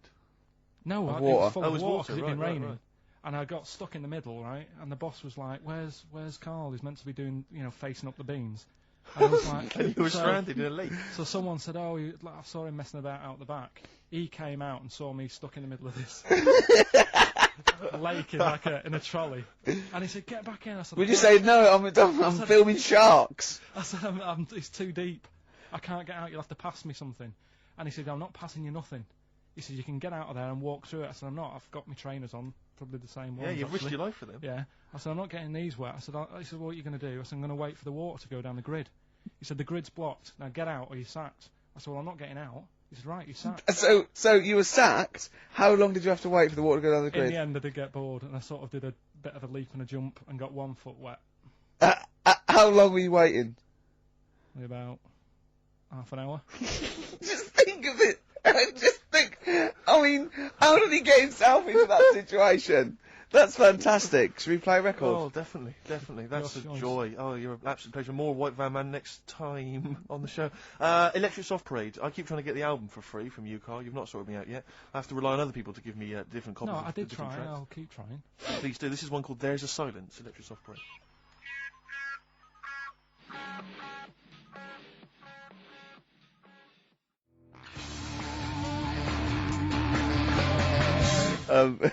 Gomez and Shot on XFM 101.9. Sorry, I was going to tell Steve something. Talk amongst yourselves. When you were out there, Johnny Mango phoned up and said to Karl, "Come on, when are we going to do this thing?" And Karl got all nervous. Right, and he went, "You don't want to do it, do you?" He said, "Well, it's going to get out of hand. I just wanted to go as high as a tree." And he went, "Well, you can. I'll hold you down with a rope." He went, "Yeah," but he said, "but when the crowd are there and they're all screaming higher, higher, I'll feel the pressure and have to go along with it." The what crowd? What crowd is this? Higher. No, higher. We don't live in a medieval era. There's not going to be dancing bears and tumbling midgets. Well, I don't know, that's an idea. Hold on. If there's anyone got any of those, Tumbling Nemo. midgets would be amazing. yeah. Definitely. Less balloons, cheaper to do. Oh, you're going up. No, Karl. you're Don't going worry up about with that, them. mate. No, you're going up with them, not Yeah. just, no. With a midget under either arm. It's brilliant. Yeah. Oh dear. Oh, it's time for your the re-education of Karl Pilkington. This week, Karl was studying the life and times of Winston Churchill. What did you make of it, Karl? What did Churchill do for Right. you? Well, last week I made a bit of an error with Hitler.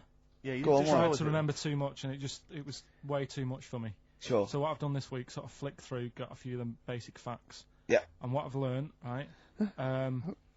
Bit weird the way all these people have something in common, that they're all a bit weird when they're younger. Okay. They've Go got on, some sort of illness. Go on. Well, Rasputin, he wasn't well as a kid. Yep. Che Guevara. Oh, this is Rasputin, the mad monk, wasn't well. Yeah. Yeah. Che Guevara. Asthma. Asthma, really bad asthma. Mm. Hitler, he was Only a one ball. bit mental. His mother. He was got what? the- A bit mental. That could be libelous. Yeah. And who've we done? And Churchill. Yeah. Very you got lost weak, there. very weak child. Was he? He only spoke to his dad 4 times in his whole lifetime. Really? Yeah, didn't get on with his dad. Right. And I think one of the times when his dad spoke to him, he was having a go. saying he didn't do as well in the army as he wanted him to. Right. So that's pretty sad bit I picked up of it. Yeah. Anyway, So that spurred him on, anyway. yeah. I'm not going in all the ins and outs. Very important bloke. Okay. No, seriously. I mean, Yeah. your dad bought the tapes, didn't he? Yes. And I can understand why. Because he did change a lot for us. You know what I mean? We wouldn't be sat here now talking like this. Why? We could have been German. Yep. He didn't let that happen. No. Everyone had a go at him, right? When like I think it was Chamberlain who was in power, Yeah. and he was like saying, "Don't be trusting that Hitler," Yeah. you know. And everyone was like, "Look, stop causing trouble." Chamberlain sorted it out, you know. He sorted out a peace agreement, Yeah. and he was like, "No, I don't trust him." And everyone's like, "Oh, you know, you're just causing trouble." You know, everyone else is happy. Then it turned out that Hitler did actually do the dirty, Yeah. and try and come over. I remember didn't he do something? He started a war or There was a something. conflict of some kind. Yeah, Yeah. started a problem, and everyone went, "Hang on a minute, that Churchill knew what he was talking about. Yeah. Yeah. Get him back in charge." Sure. And they got him in, and Hitler was scared of him because he knew that he wasn't going to be having any lies or anything. He couldn't try it on with Churchill. Yeah. And, Especially when he was a little bit pissed up and coked and with He a big was. cigar. Churchill. he wasn't he wasn't doing that. I think a lot were during the war, in the war cabinet. I think they had to have things to keep him awake all night and stuff. And he Really? certainly liked a brandy. Rick, Winston Churchill was coked up, was he? I mean, sorry, this is something I wasn't aware of. If there are any historians listening, if I'm wrong, I'm Was that very in the sorry. World at War? No, I don't Winston think Churchill so. was Any I don't think he historians or experts on war? Did Churchill and not some of the other people during I think the First and Second World War take a little bit of cocaine? So when it said that Hitler, Doctors certainly used to. Hitler liked cakes, would they be like the funny sort of cakes? No, he probably did like a little bit of Madeira cake. Right. Yeah, there was probably nothing like that. Sorry, carry on. So anyway, He beat the Bosch. yeah, did all Oh, that. that's steady on. His personal life's nothing to do with it. And the most amazing bit is, right, he wasn't fit, and he had a couple of Well, strokes. he's a good-looking bloke in many ways. Go No, on. he had a couple of strokes, but he had a stroke on, say... See, we've had that. He We've beat had- the we- Bosch. He we likes talked to have a about couple of beating the Bosch, strokes. yeah. Let's not get into innuendo, Carl. It's stupid. Right, say he had like a stroke on a Tuesday. He was up and fighting again on a Wednesday. Really? He was a strong bloke. Yeah. And then he died at about the age of 86 or something. He's a good lad, wasn't he? He was really good. Yeah. Is he the one you favour most of all? the I'd ones say you've out of all, I mean, Rasputin, I don't understand why he got, like I said, I don't know why they made a book on him. No. He just didn't deserve it. No. Che Guevara, you know, he had his time, I suppose, and Yeah. did a bit good for certain people. Sure. Sorted Cuba out. Yeah. Doesn't really affect me. No. No. Hitler, I mean, enough said. Yeah. Bad bloke. Churchill sorted it all out. Yeah. And like I So said, your favourite out of the four of them, the of all those four, is Churchill. yeah. I think he's Brilliant. Brilliant. I agree. I agree with you. I think. What I love with your kind of sort of summary of these people's incredible lives is the way that it's almost like I remember in Lookin' magazine. I don't remember Lookin'. It was the Junior Yeah, I TV remember Times. Lookin'. They used to have half a page, which was a comic strip, Yeah. summarising someone's life. You might have, say, 5 Star, the story of 5 Star, Yeah. and he'd have a picture. I always remember the Roger Moore one Yeah. was a picture of like Roger's parents. It was like Roger Moore was born in 1930. Da, da, da. Picture of Roger's parents.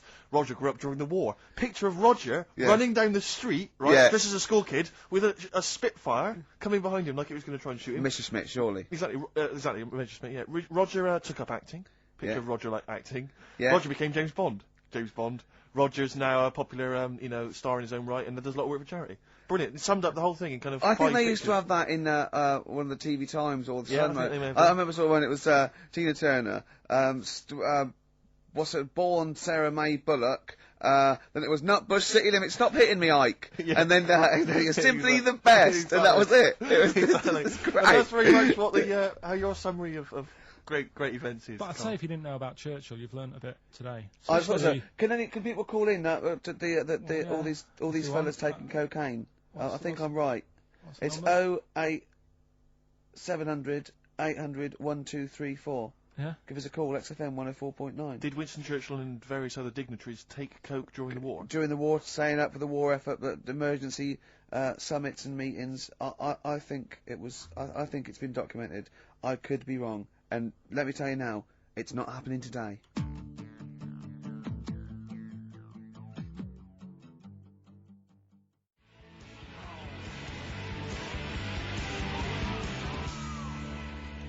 Well. Pete, you're on there. He's there, isn't he, to save me for Nancy. XFM 104.9. I'm Ricky Gervais, with me Steve Merchant and Karl. I'm getting excited now because we've had loads of calls and emails, not only backing me up, but going a little bit further. Apparently, Johnny Mango called in again. He's become our sort of official researcher on this show. There is evidence that Queen Victoria in Balmoral, with a young house guest, Winston Churchill, used to consume cocaine-filled lozenges. So, there you go. Also, MDMA was a precursor of sort of ecstasy, a derivative, and that was big in the day, giving soldiers, a little pick-me-up. So, it's not so mad, is it? It sort of makes sense, because he it? was into his speeches and that, and they say that coke gives you sort of... the balls to stand up and say, like... Not that that's a good thing. And no, it's not. No. Definitely not. No. Right? But apparently it makes you confident, doesn't it? So you can stand up and say, we're going to fight them on the beaches. Yeah. And all that, and sound like you mean it. Exactly, yeah. When he was sort of like, a little bit pissed up with his cigar on, coked off his tits, he wanted to fight. He didn't care where it was. He'd fight on a beach. He didn't care. He didn't care if he got sand in his new trainers. Exactly. He was boozed up. Yeah. You want to fight? yeah. That's why he was coming hard. He was very much. You got to think of him as the Liam Gallagher of his day. Yeah. Oh dear. Are we allowed to talk about this? I mean, I don't mean in terms of referencing drugs, but are we allowed to, is this like libelous to Winston Churchill? One, you can't libel the dead. Yeah, but two, is that only in America? I'm asking, and we're not saying, two, I think you'd probably going to do a fair comment. Three, we say we were joking. Yeah. 4, it's a satire. Yeah. 5, we love him. 5, we're not condoning drugs in any way. 6, this is Dermot O'Leary's show. I didn't have a go at him anyway. I said he was alright. If there's any law against Rasputin, we might be in trouble. Law against Rasputin. You did willfully Rasputin. Yeah. All over the airwaves. You did slag off Russia's greatest love machine. yeah. You didn't shoot him till he was dead, did you? Oh, put some poison into his I'll tell you wine. this, if there's any other historical questions that people want answered, then we're the men. Because really, with the three of us, our knowledge of the fact that the Hindenburg was filled with helium, the kind of coke habits and various drug habits of Britain's most famous political leader, we've got the answers to all of it. Einstein. Go on. I found out in the week that he didn't talk till he was 6. See, it's all these people who are weird. Churchill couldn't read, could he, till he was about 8 or 9? Really? Yeah. So there you go. He got a D in history apparently, GCSE. Just one better. No, but Karl called me in the week and he was a little bit stressed because he's had a bad week now. He got stressed about Hitler and Churchill, and I said, well, we're chill out a little bit and I'll teach him something a little bit cosier. And I said, what about animals? No, not frightening other animals. You're interested in animals, aren't you? Yeah. And he went, all right then. And then he went, okay, here's a question for you, Clever. So there's 3 animals without ears. He said, and I've told you one. And I went, well, that's the snake, because he was talking about the snake. I went, hold on, Karl, there's loads of animals without ears. He went, there's not, there's 3. I went, there's loads. I said, jellyfish, worms, single-cell protozoa, peripherous. But he went, oh, what are you talking about? Animals, proper animals. I went, they are animals. He went, no, proper animals. And I went, do you mean mammals? He went, what are you on about? I said, are these animals, have they got legs and are they fur-bearing, right? And he went, one is. They've got legs. I went, I don't know, I give up. He went, right, the turtle. I went, right, yeah. And he went, and the bumblebee. He said, that's the one with fur. That's the one with fur. The one, what are you thinking? What is in your head, Karl? Which has got the most fur, a bee or a turtle? It's not fur. What is it? Well, it's He's done you there, Gervais. Pseudo hairs, isn't it? It's like it's a hair. It's a keratin thing. It's not like we have, like mammals grow fur. Do you know what I mean? Yeah. He's not convinced. When we say like fur, mammals are warm-blooded creatures. Yeah. Often, usually placental. There's a few exceptions, right? That give their milk to their young, nurture their young, and they have fur. Have you heard about oysters? Oysters. They 1 minute they're a man, then they're a woman, then they're a man again. Like Eddie Izzard. Now that's libelous. He's a transvestite, could I say? He's not a transsexual. Let's say that straight away. I'm retracting that. Right, go on then. Give us What? some more facts. No, I've got you, Aesop's Fables. No, but you had some more facts you told me that were dead good. I just wondered if Steve knew them. What? What do you want to know? The ones that you read out to me. You had one about the spiky thing. Go on. Porcupine. Give me a clue. How many spikes has a porcupine got? Don't know. How many was it? I think it was about 10,000. But these aren't the most interesting facts, are they? It's alright. It's all right though, isn't it? Yeah. And he went, but how can they say that?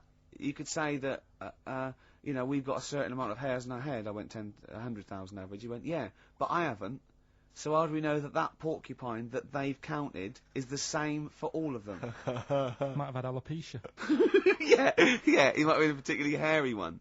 You know what I mean? Right, you got to learn. Do you know what a fable is? I tried to explain briefly. Do you know what a fable is? I've got a rough idea. Okay, it's a thing that uses sort of metaphor, analogy, just to explain sort of morals. I mean, they're very old for a start, and it's all. I'll give you an example of one. A quick one. Oh, the one about the dog with two bones. He goes to a dog's got a bone. He sees a reflection in the lake, and he thinks, "Oh, that dog's got a nice bone. I'll have that." And as he goes to get that one in the reflection, he drops the one he's got, and that's one about, you know. I think I was told one when I was younger. Go on. I think it was one. This young lad, he's got a dog, right, and he's about 8 years old, and this dog, he's had it since he was about 4, and it's a bit tired now, and he chucks sticks for it, and it doesn't go for it, and he's saying to his mum, "Oh, I want a new dog, because this one's useless. It doesn't do it doesn't have any fun with me." So they say, "Oh no, but Rover's a good little dog. You should look after it." And he's like, "Oh, I don't like it. I want a new one." So they buy him a new puppy, and it's running around, yapping about, and he's loving it, and he's playing around with it in the grass. And then one day he goes to the park and he's messing about and rolling about with it, and he falls into the lake, right?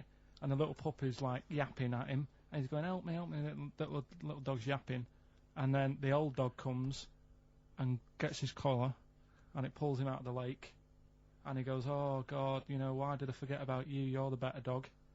And he loved that one again rather than the puppy. I got a feeling that was Lassie. Well, yeah, that was an episode of Lassie. What's the moral? What's the moral there, Carl? What's that telling? What's that explaining through analogy? Sort of, don't forget the old. Look after old people. I remember there was one I heard once about a young boy who got trapped in a lake inside a cage. But he loved his trainers so much. His trainers so much he wasn't going to get them wet. But even though he had to get out there, and even though he thought that was the important thing because it's material value, he actually drowned, and the trainers were no good to him then. I'll say that.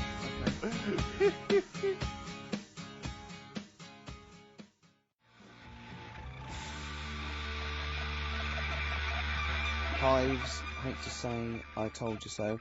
Now I want to clear a couple of things up. Obviously, me and Steve, we love Karl. This is the things we give Karl to read and talk. Is not to embarrass him or stress him out at all. We genuinely like his view of the world. Yep. In fact, we did an interview yesterday with a bloke from the Standard who really liked the show and said, "Do you like Karl? Because you take the piss out of him a lot." We just like to say we love Karl. I said to that bloke, I said, "It's like I've got a new kitten. I can't wait to get in and see his little face on Saturdays," didn't I? Yes. And I think I'm worried because I thought I'd give Karl something he was really get his teeth into with these Aesop fables. It involves animals and little stories. But I've given him a couple and he doesn't seem to be that impressed or understand the concept. It's just that you said you'd bring in an animal fact book as well, and I can't see that anywhere. No, well you can only read one book at a time, can't you? Why didn't you bring the other one in first? Well, it's big. I've got to work my way up to it. I'll probably have to get a cab because it's a bit big. Now listen, I'll give this one. This is an easy one. Now just think, right? Think just what it means. They're not that hidden. They're not that cryptic. Just think what this means, okay? Okay.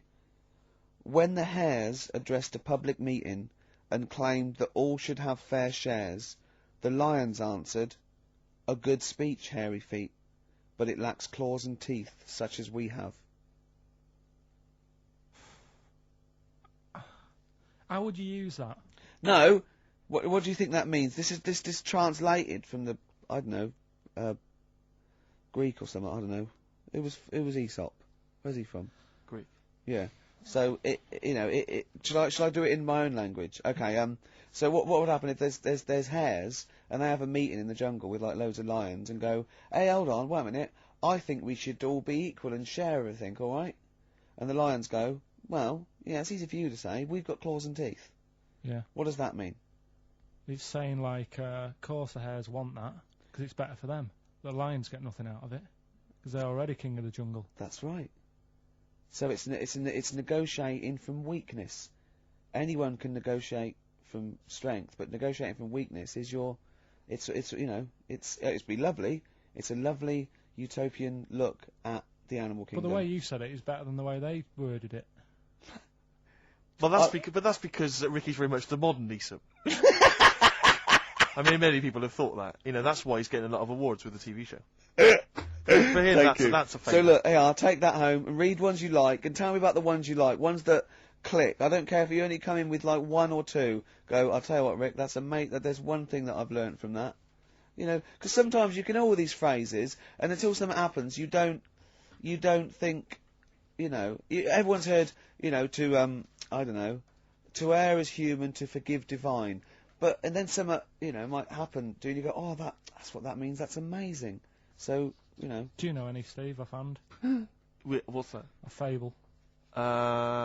Well, I would imagine that the most famous one I've always remembered is the lion with the thing in its hoof.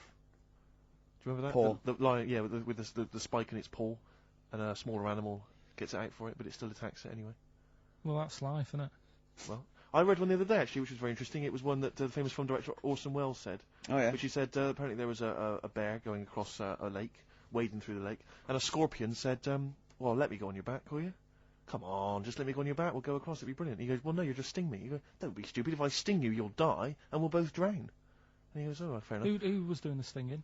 The scorpion. Scorpion. Right, okay. Yeah. And the bear's wading through the water. Yeah. So the scorpion jumps on the back, and they wade through the water, and halfway across, the scorpion stings the bear. And the bear goes, well, we're both going to die now. He goes, yeah, it's my nature. I thought he was going to say, I can swim. Oh, you're the best. What's the one about, Does that mean anything to you? It's my nature, i.e., you know, that's in my nature. That's the way it is. That's what I do, yeah. I'm a scorpion. Yeah. One of my favourite ones. These don't mean anything to you, do they? I mean, what I'm saying is you're not impressed by them. They're alright. What about this? Not What about just this say one? Don't trust Yeah, bears or here's whatever? one of my favourites. What? He said, well, why not just say, don't trust bears? The bear's the one that was too trustworthy. Don't trust scorpions. Yeah. Right, here's one of my favourite ones of all time, okay? A lion is dying, he's an old lion, he's in the front of his cave, and all the animals come around, like the foxes and the hyenas, and the rabbits, and they're all taking the piss out of him, and they're laughing at him, and they're laughing and going, you can't fight us now, and just before he dies, he goes, fine, but I was a lion once. What does that mean? Don't know. Well, he's saying it's better to have lived and had what I had, because I was great, if only for a short time, and you lot are still alive, but you're nothing. You're rabbits and hares. I was a lion once, so you know. Are they always using animals for these stories? Well, yeah, I could change it to refrigerators and household appliances if it would make it help, but animals, you know. I remember the one about being ill a lot, and you say something about Go on. you know, if you keep doing that, if you keep having time off, I won't believe you. That's the boy who cried wolf. Is that right? Yeah. Do you know that Yeah. one? Have you heard the famous one? This is possibly the most powerful one. When you're pulling a face, and they say, well, if you keep doing that, the wind changes. I've You'll heard stay that. like that. Because you know that's scientifically proven. That is. That can happen. That can happen. Should we have hip hop hooray? Are Yeah. you queued up for that? No, but go on, you. Carl, sort it out, mate. I was gonna. No, come on, this is what I asked you to play, mate. If you've not, you know, you're getting too big for your boots now with your showbiz lifestyle, you're not paying Yeah. attention, are you? You're not playing Yeah. the record if we want you to play it. Heat magazine's favourite. Yeah. Okay, so, Oh, you dropped that, you've CD now, embarrassed that's yourself. clumsy. Oh. You know, you're, you know, with the big I name can't DJs, believe you're got not. the Fox Oh, fables are great. He's not impressed, is he, Rick? No, I am. I mean, you know, once I take this book home tonight and that, Yeah. have a read, I might change my mind on them next week. You're coming all stressed. And I'm not impressed with the ones you've been talking about. I must admit. Okay. Okay. Okay, Sure. this album is by this group Nerd, who are big hip-hop and R&B Oh, producers in the States. yeah. We've played a track from them in the past, Bobby James. This album's been re-recorded, I don't know why exactly, with live instruments. You don't get many R&B and hip-hop records now with live instruments, so it's pretty... It's all computers, isn't it, Steve, these That's fair days, and enough. drum machines. And there is a forthcoming single. I suspect it might be this track, Rockstar. I'm not going to play that. I'm going to play track 2, Things Are Going to Get Better.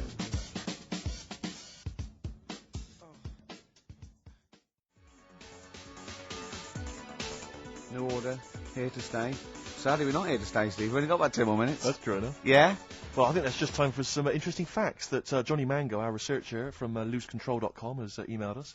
A few familiar ones, favourite ones of yours, I think. Go on. Any ones I don't know, though? I think you know this one, don't you? A pig's orgasm lasts for 30 minutes. I know. And a pig can't actually look directly up. It can thought look so directly after up. 30 minutes of coming. No, absolutely. Daddy, be careful here. That's incredible. Remember what happened to Tom Bins? Go on. Humans and dolphins are the only species that have sex for pleasure. Bonobos do as well, they've rediscovered. Which is a Bonobo? Yeah, What's a bonobo? a chimpanzee, like a chimpanzee. Right. So, yeah. So it's 3 now. Can't believe dolphins are getting They're more 3, action than me. they're all at it now. Dolphins get one. Yeah. Polar bears are left-handed. Yeah. True, yeah. Extraordinary. I don't quite know how they work that out. Did they give them spelling tests? Or writing tests? Oh yeah, they probably just do it. It's probably the paw they use to hide up the black nose during a hunt. Of course, Yeah. of course. Some lions mate over 50 times a day. Yeah, not every day of the year. Okay, they don't do that every day. No. Okay, because No. again, I'm worried. No. I didn't think that dolphins... What day of the year do really you do it 50 times? What is it? It's coming up to it. It's April, isn't it? You'd like to get out there. I have a special day, yeah. Yeah. Maybe we could coincide that with the balloon event. It'll just be me quietly humping in the corner. Volunteers, welcome to email now, you know. And all the proceeds go to charity. If you are a desperate lioness. Exactly. Yeah. Butterflies taste with their feet. I didn't know that. Interesting. I didn't know that. That is interesting. But they don't eat much, do they? Because they only live a day. Good point. They wouldn't need to eat. An ostrich's eye is bigger than its brain. Yeah, I knew that. Yeah. That's extraordinary. That is, yeah. And the But Karl, how big are your eyes? cruel.